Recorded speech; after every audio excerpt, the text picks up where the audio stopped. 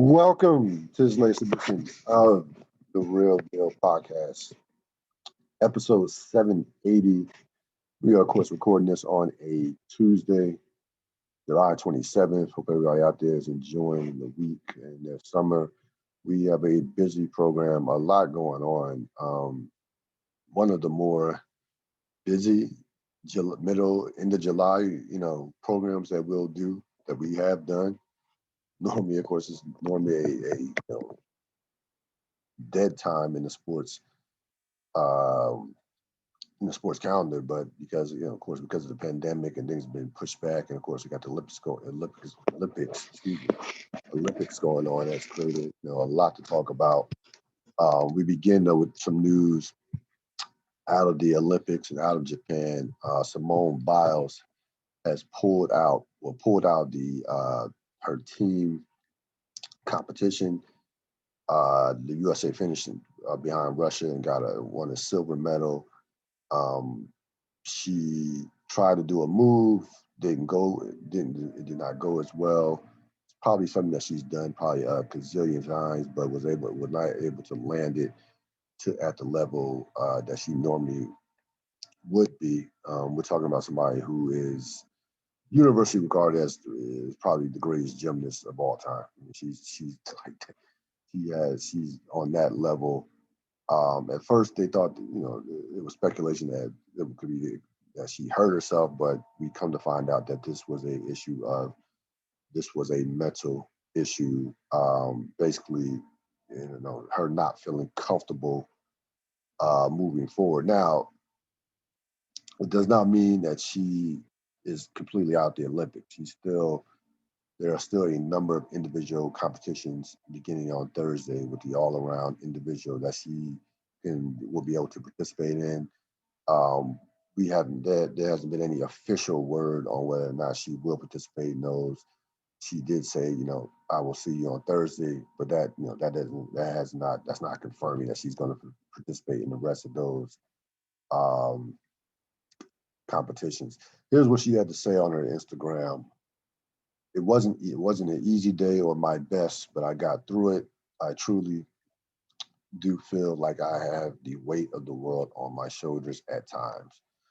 I know I brush it off and make it seem like pressure doesn't affect me, but damn, sometimes it's hard. Ha ha. The Olympics is no joke. The Olympics is no joke, but I'm happy my family was able to be with me virtually. They mean the world to me. Um, so I think that what we're seeing, and we saw with Naomi Osaka, who was defeated in straight sets, also in straight sets this past not a few hours ago, in the last yesterday, and is out the Olympic tournament. We saw what she was struggling with, her anxiety, and basically had taken up to the point the Olympics had taken the summer off. Listen, you've seen athletes deal with themselves, and I applaud Simone Biles. It takes a lot of courage. It takes, the Olympics. The Olympics is every 4 years. Like, yes, you have your world international competitions and you have your world championships, but the Olympics is the absolute pinnacle of was what these young ladies and gentlemen are training for. Is what they put 365, 24/7. This is what they are. This is what they're training for, and this is what they are here. Put their whole lives towards being in this moment. So for someone of Simone Biles' ilk, someone who was one of the greatest athletes ever, and she is in that conversation. Like she's dominated the sport. Tiger Woods, like Serena Williams, like when they were at their pinnacles. Michael Jordan. She's on that level. Okay, she's that great. So for someone who of that skill set to step away and say, hey, it's not a physical thing. This is a mental thing. And it really says a lot in terms of where, she's at right now. And, it says, to me, it speaks to how serious, again, this should not be a revelation, but this is just the reality of the situation of how just serious mental health is. Like, it is not, if you don't have your, if you're not there mentally, then I don't care who you are. I don't care how accomplished you are. We're talking about one of the most, she does gymnastics as well as anybody does anything on this earth. She's that gifted. So for her to step away and say, hey, I need need a mental health day. And, and for there to be even a possibility where she might just completely step away from the Olympics, it just tells you the burden that she is carrying, and that she is, at the end of the day, despite all her physical talents, despite the accomplishments, despite everything that she's done to get to this point, to get to this level, a level that few people on the face of on this earth have ever gotten to, she's still a human being. And she's still, if you don't deal with your mental health will deal with you. And that's what this comes down to. Again, I don't see how anybody, again, I've read a couple articles, but I'm sure there's some criticism along the way. I have not been on Twitter, haven't been on any social media, thankfully, today. Up until the point to where I read you that statement from her on her Instagram. But you gotta take time for yourself ultimately. I don't care who you are. I don't. And you have a young lady who, the thing that stood out when she said, and again, I know like gymnasts, certain athletes start younger. Like some of these certain athletes gymnasts started at some age, some of these gymnasts start at age, 10, 8, start competing in competitions in their teens. So when she says that, maybe it's the age at 24, you're saying that to me, I mean, not only there's not only a physical toll, a physical toll, but again, there is the accumulation of a mental toll that has transpired over the course of her career. Like being not only competing, which and it's such a brutal. And again, I've never done gymnastics, but it is a physically demanding sport. Like some of you, like I know that we look at gymnasts, and aesthetically they do some stuff. They're kind of like artists out there, and just some of the moves and some of the stuff they can do. But don't make no mistake about it. It is a physically demanding sport, and if you're not there mentally, you can hurt yourself. And matter of fact, you will hurt yourself if you're not there all the way there mentally. So from that standpoint, I don't see how anybody can have a problem with her doing this and taking the time for herself. And again, it just shows you how fragile the mind can be and how fragile mental health can be. And we kind of forget. You kind of forget when you see an athlete, see a LeBron James, you see a Michael Jordan, you see, Roger Federer, whoever, any other top athletes compete at such a high level for years upon years, and we kind of take it for granted.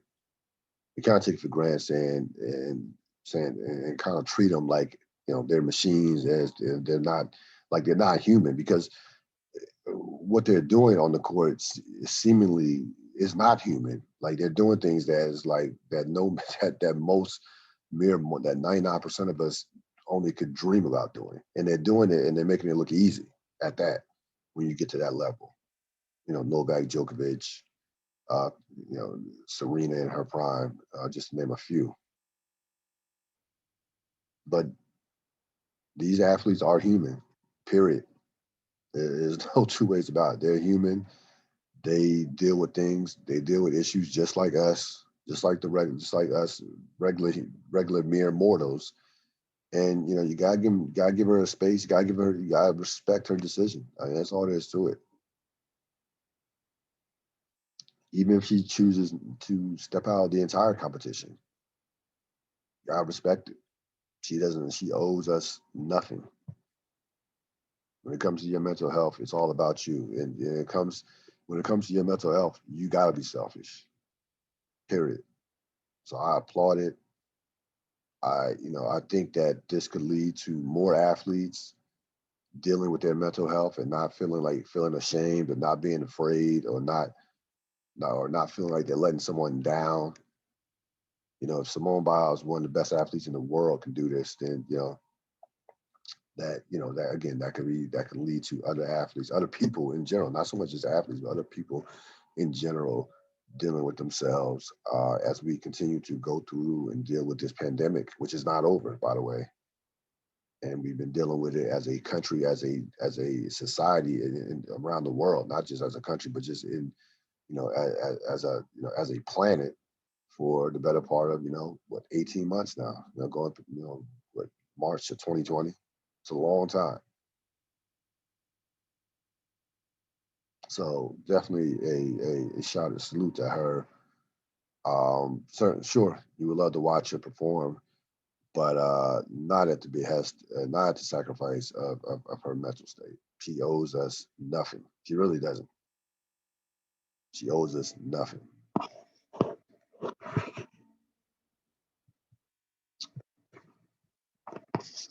So college football, of course, college football season, a little over a month away, and you have the future of college football is about to be shaken up. Texas and Oklahoma have made moves and made plans to exit the Big 12 after 2025. They are already looking into going into the SEC, which by the way that really doesn't need anybody. I mean, the SEC already is the preeminent conference in the college football in the country. They make, they're right there with the Big Ten as far as revenue with the SEC network, and we know that on the field and in terms of recruiting, they are the creme de la creme. So it would absolutely be a rich getting richer type deal if Oklahoma and Texas do join the SEC, which all indications uh, are pointing to. Here's what I'll say about this. If I'm the ACC, right? If I'm the ACC, I have to do everything in my power to make sure that this does not happen. Okay, I just cannot let this happen. The ACC last year um, has been struggling financially, as in comparisons to the SEC and Big Ten when it comes down to revenue. This is despite having the ACC network. Of course, now the ACC they have a situation where you have Notre Dame basically half in, half out. If I'm the ACC, I'm recruiting one of the two. More than likely, it probably would be impossible to get both Texas and Oklahoma. I'm recruiting one of those schools though. I'm recruiting one of them and saying, hey, you along with Clemson could be the flag bearer of our conference. You could take going to the SEC. You have to do a sell job and explain to them somehow, some way that they going to the SEC, they would be just another team. Or going to the SEC, you have to discourage that by some. Again, it is a long shot, but you have to take the shot because if the SEC gets both Texas and Oklahoma, when I mean game over, it is absolutely game over if you're another conference. It really is outside of Big Ten because the Big Ten still has the television money and still has the prestige to compete with the SEC. But if seriously, it might even be over. It might even be game over for the Big Ten. To be honest with you, some way somehow. And again, I might be doing this if I'm the Big Ten as well, saying, hey, we have Ohio State, we have Michigan, we have a big television contract. You're not that far. Oklahoma and Texas are not that far away from Big Ten schools in terms of proximity. And there are certain things you can say to sell them, especially Texas. I mean, you can say to Texas, hey, do you really want to be competing against Texas A&M for Texas recruits? I mean, again, it is a long shot, but if you're one of these conferences, especially at the ACC, you have to take, you have to find a way to convince either Oklahoma or Texas to come to you, not to go to the SEC and to come to your conference. And the first thing they need to be doing, I'm sure they're working on this even as we speak, is trying to get Notre Dame to be a full-time participant in the SEC from a football standpoint. From a football standpoint, you get Notre Dame all in, that will go a long way into saying, hey, here, look Texas, look Oklahoma, we have Notre Dame, they're all in, full time.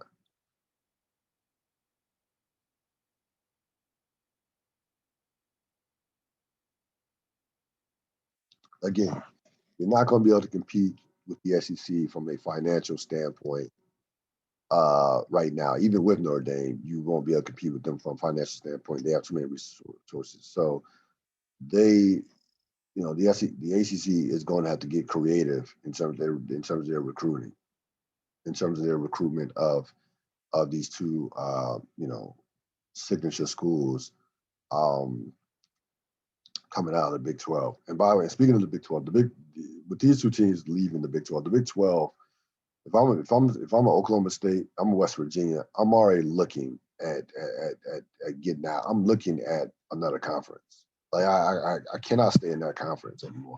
I gotta go to I'll be looking at the Big 10. I'll be looking possibly at the Pac-12. I have to get out. I have to, like, there's no Big 12 without Texas and Oklahoma. It's just it doesn't exist. The conference doesn't exist without those two teams. Period. You're talking about two of the signature programs in college football. Texas has its own network, it has its own television network. That's how big Texas is. So, but to me, I my eyes will be my focus will be on what the ACC does. You cannot allow the SEC to get both Oklahoma and Texas. Like, you can't. Like, it just would be. It almost wouldn't be any point to the ACC from a football standpoint if both Oklahoma and Texas went to the SEC.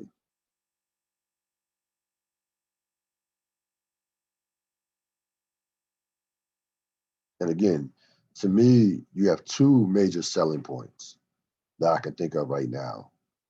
One, the possibility of having Notre Dame full time, and two, recruiting. Like, if I'm, again, if I'm the ACC, I'm saying, hey, you could be, along with Clemson, the signature program in this conference. Florida State is down right now, along with Clemson, and possibly if we do get Notre Dame. In the SEC, there are 4 to 5 signature programs that you got to compete against in terms of recruiting, with Alabama, LSU, Florida, Auburn, Texas A&M, Georgia. Like, that is my selling point. That is how that is the biggest. That is the biggest selling point that I would have to a Texas and to Oklahoma.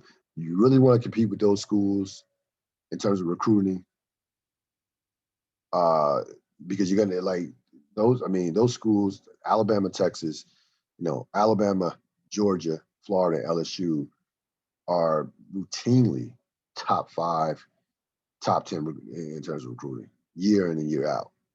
And Texas A&M now with not Dabo Sweeney, with Jimbo Fisher is also right there as well.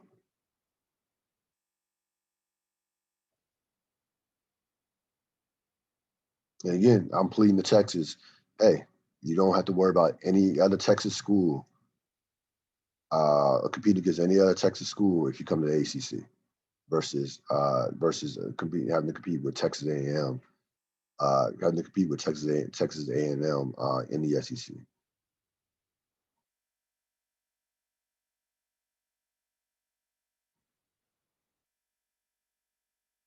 And again, whatever it takes to get the ACC, whatever it takes. But more than likely, that is probably going to be a pipe dream, and you're going to have this 16 team just super conference.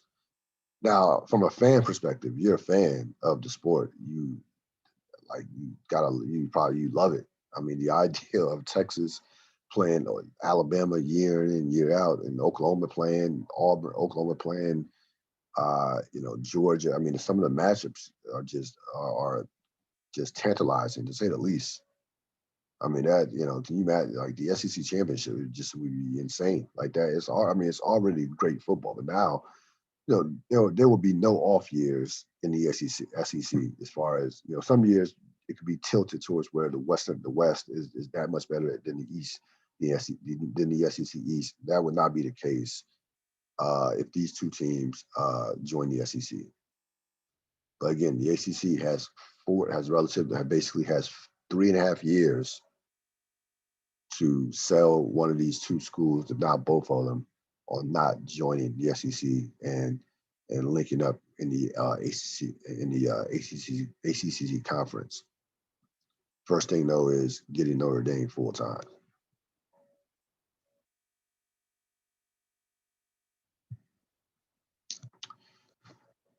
Of course, to no one's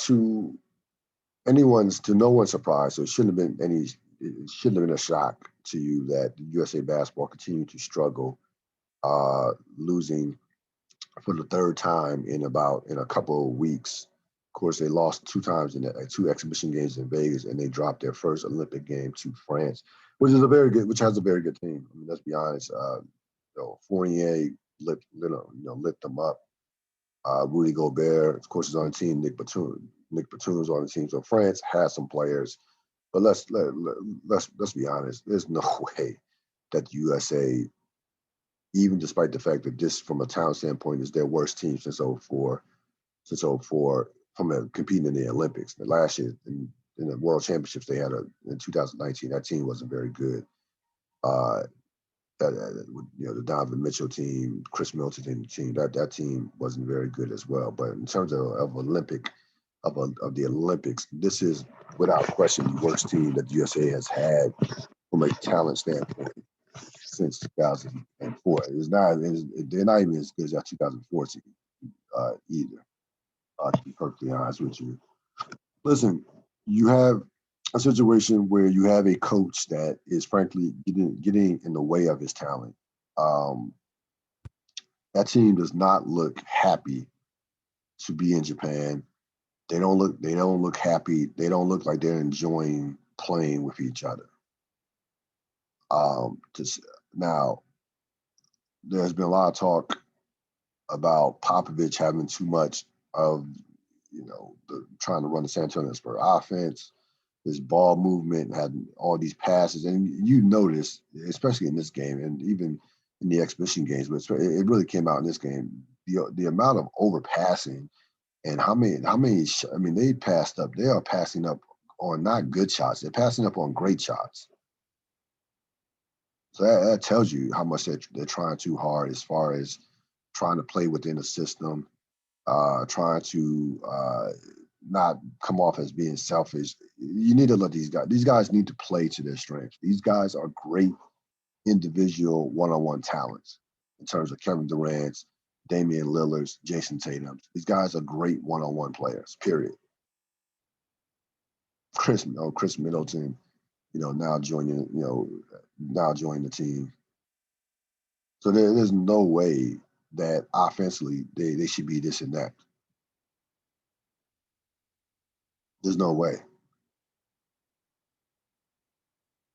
And listen, I don't see it getting any better. Like, I'm gonna be honest with you, I don't think this team is winning a gold medal.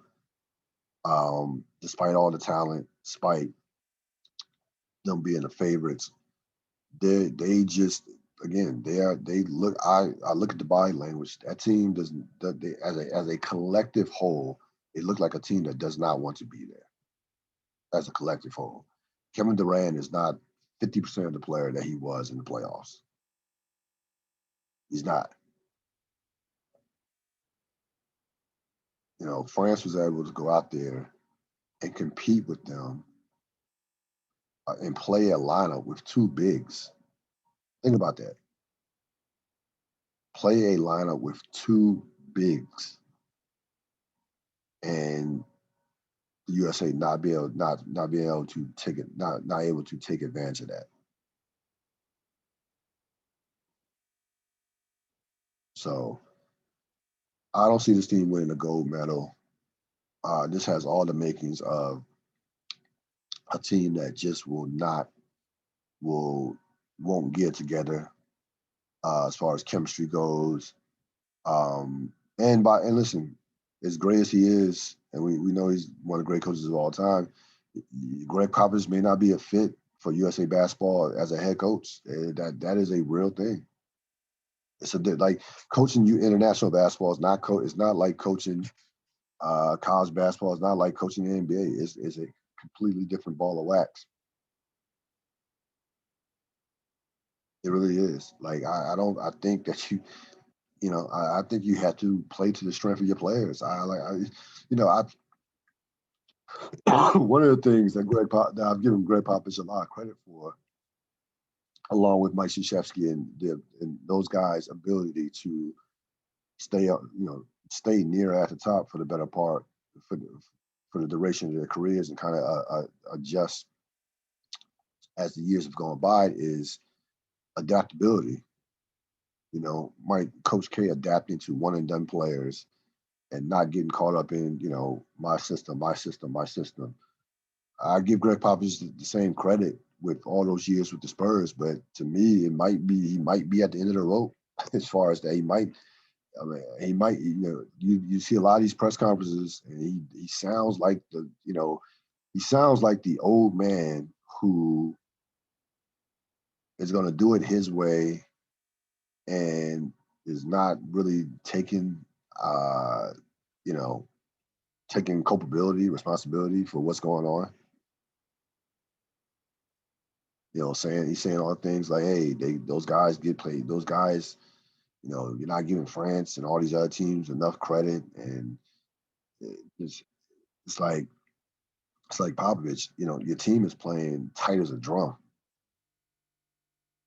Like I said, they're not even having they're not having any fun. I don't know if you saw this, but last Friday, because you had a situation between Kevin Durant and Bam Adebayo, where Kevin Durant shoots the ball, makes a shot.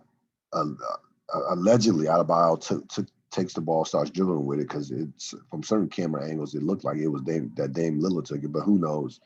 And Kevin Durant basically throws a temper tantrum, and not only does he get in the face of Adebayo, he posted.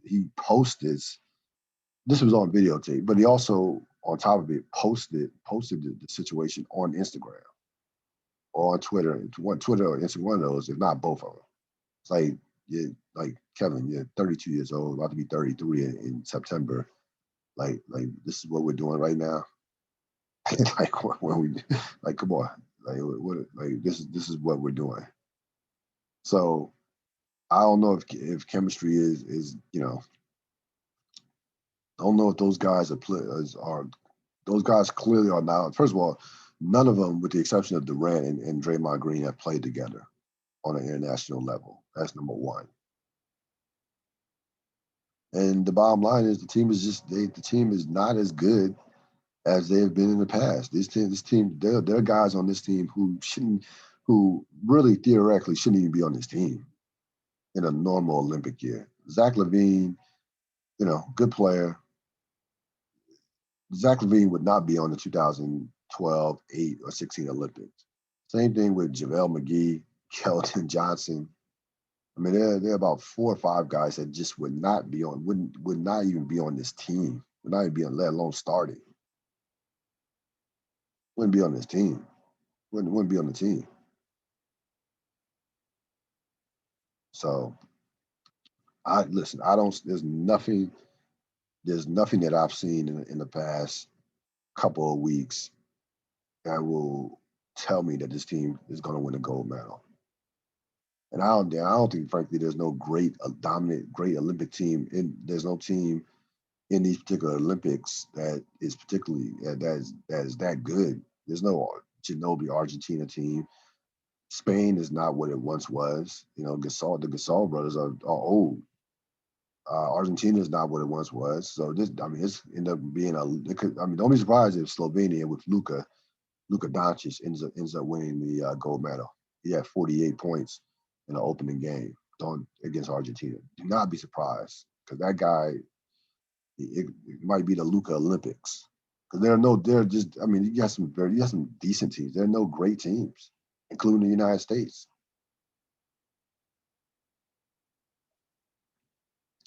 They play Iran tonight, well, this morning. So we'll see if they can bounce back in a game that they should win by probably 25.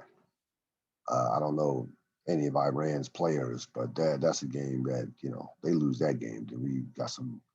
They might as well take the plane home.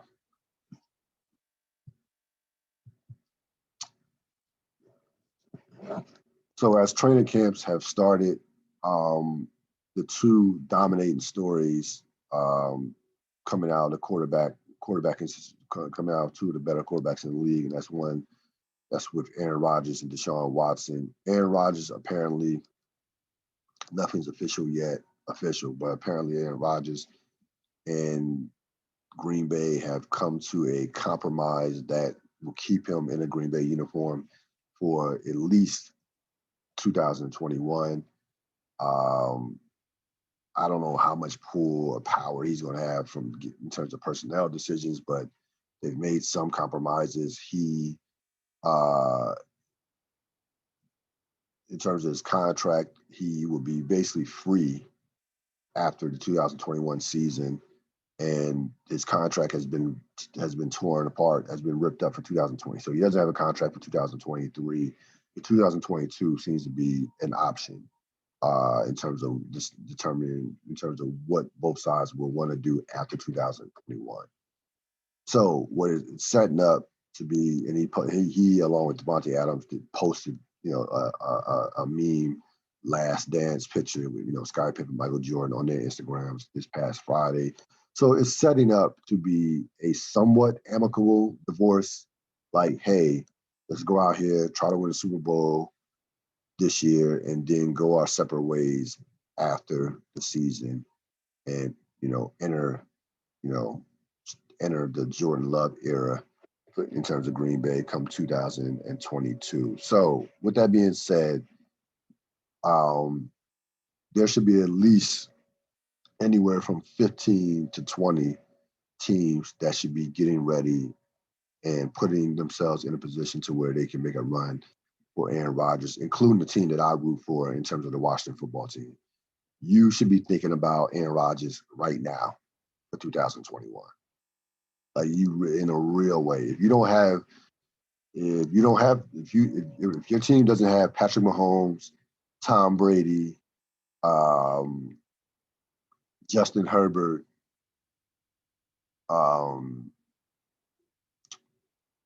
if the team doesn't have one of those guys on your team, you should be in the Patrick Mahomes sweepstakes. Excuse me, the Aaron Rodgers sweepstakes for 2022. That's all there is to it. Which would be it, which probably is 75% of the league. So I'll say that.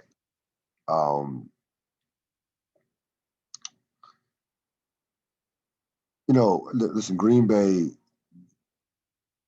I don't like, both. I'll say this. I think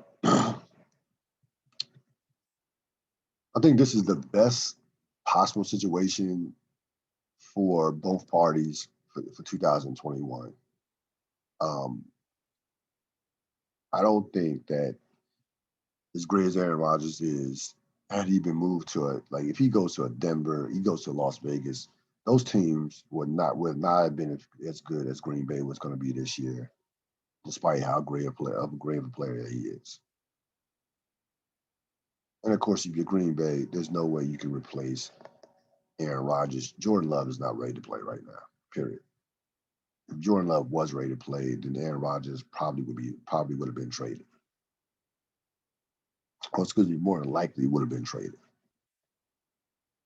So for the short term, for the 1 year, this to me is the best possible situation um, for both parties. Now, there'll be speculation all season long on where Aaron Rodgers will end up in 2022. But for the most part, they'll both Aaron Rodgers and Green Bay can zero in on trying to win a Super Bowl in 2021.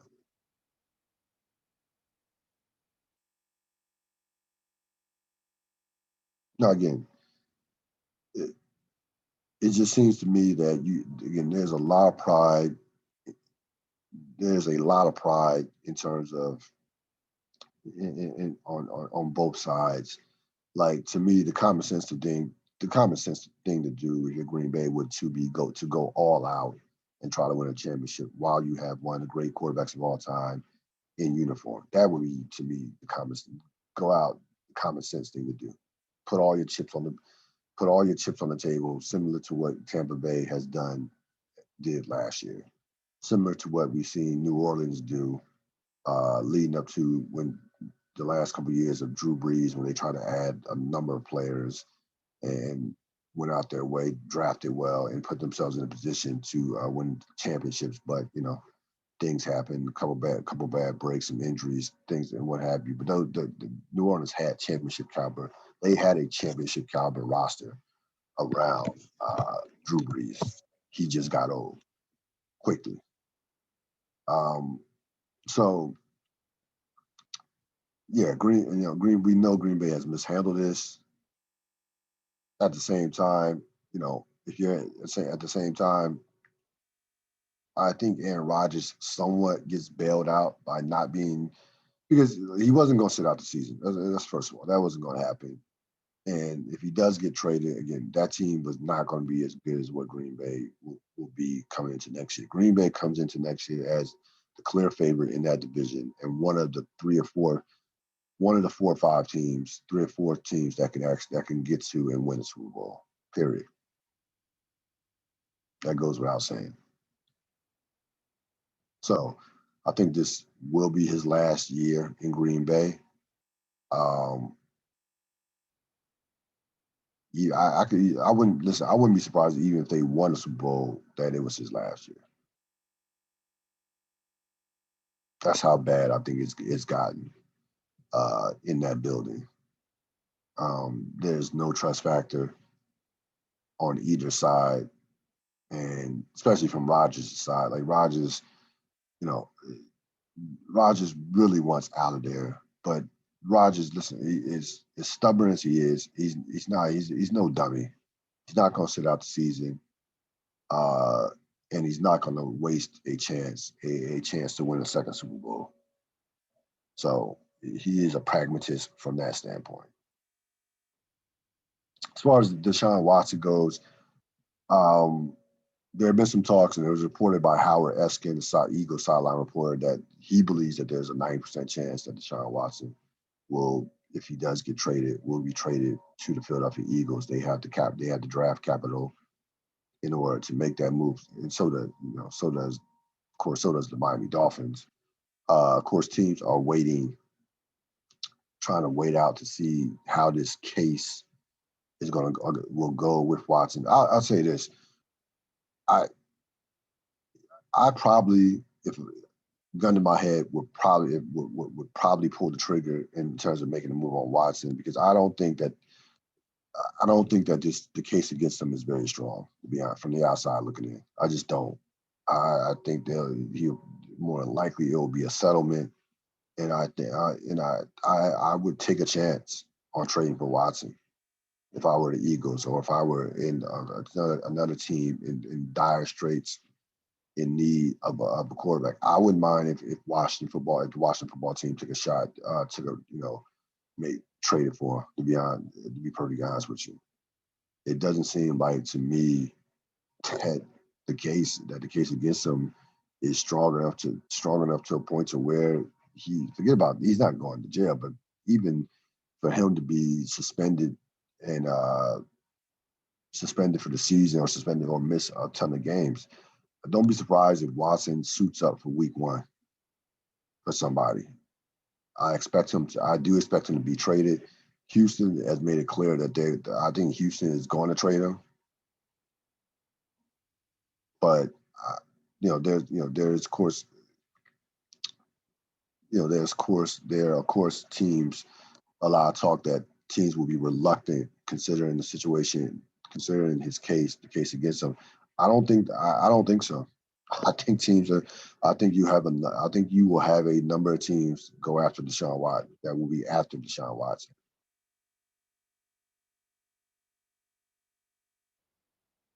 So I fully expect that Deshaun Watson will be traded and will play football in 2021. Because to me, the case is just moving too slow. I don't think I think you take a chance. You can take a chance with your organization, weigh it out, and probably. I mean, and I think that the most likely scenario for this case is probably a out of court settlement. To be perfectly honest with you.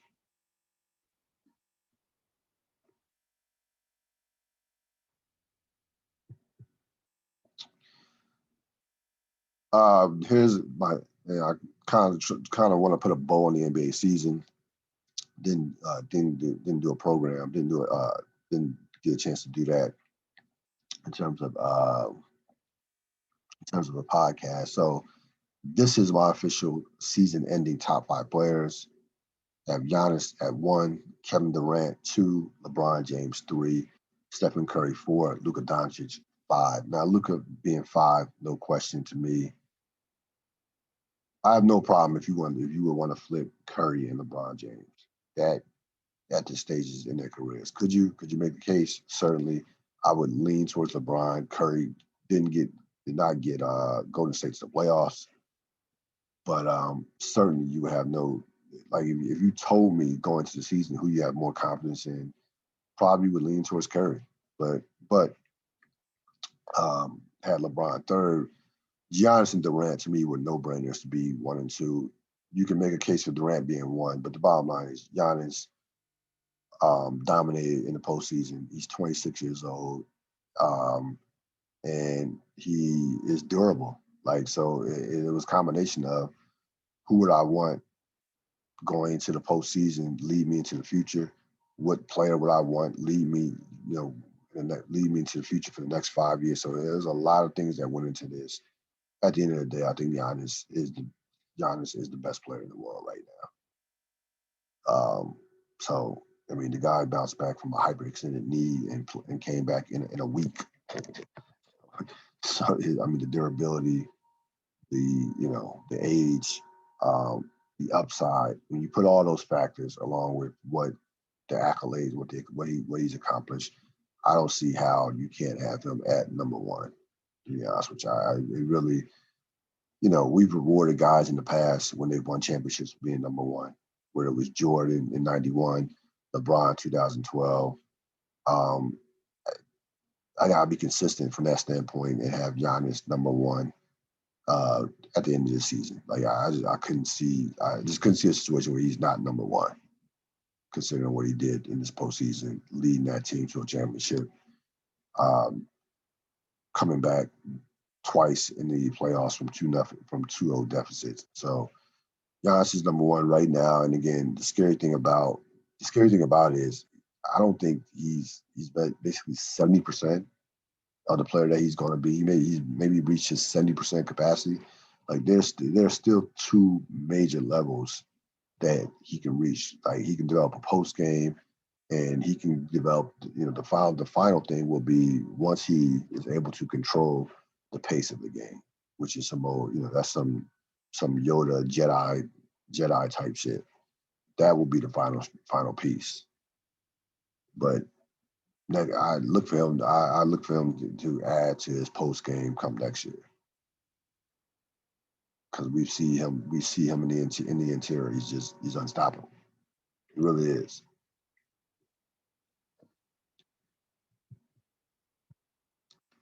All right, NBA draft is coming up Thursday. So you had a trade that's not official, but that is being finalized. Memphis getting Eric Bledsoe, Steven Adams, 2 first-round picks, including this year's 10th pick. And New Orleans getting Jonas Valanciunas along with the 17th pick. I think this is a great move for New Orleans. New Orleans is looking to really – this is a big year for New Orleans because they've got to convince Zion Williamson that this is a place that he can win, where he can win. Is one of the reasons why Stan Van Gundy was fired after only 1 year. They have to make the playoffs this year. And they have to make the playoffs. They don't make the playoffs this year. I could see Zion not even, like, I wouldn't be surprised if Zion didn't even sign the extension, the max extension that players normally of his ilk get, come out after a year, when they become, year after year 3. So this is a big time year for that franchise, to show Zion that he can win at a high level at that place in New Orleans. And the first step would be, of course, making the playoffs. Get Zion in the playoffs, even if they got knocked out the first round. Just get him a taste of the playoffs. And I think, listen, Valanciunas had a great year this year with Memphis. He's a physical center with skill. Was like 17 and 12, shot close to 60% from the field. Even was decent. Even was like 35% from the 3-point line. So he's a skilled guy who, again, to me, is a major offensive upgrade over Steven Adams. And also, you get rid of the Eric Bledsoe, Steven Adams contracts. Those 2 contracts, which were not good contracts, to say the least. From a Memphis standpoint, those contracts after this year, both Bledsoe and Steven Adams will be tradable contracts. Will be tradable. So from that standpoint, from that standpoint, I guess you will have some financial flexibility after this season. The main thing for Memphis is the development, of course, of their young players. They are not a draw for free agents. They are all about drafting and development. They need Ja Morant and they need Jaren Jackson Jr. to take a step up in terms of the levels of their particular play. So their improvement is going to come from mainly within, and also, again, drafting and developing, getting the 10th pick.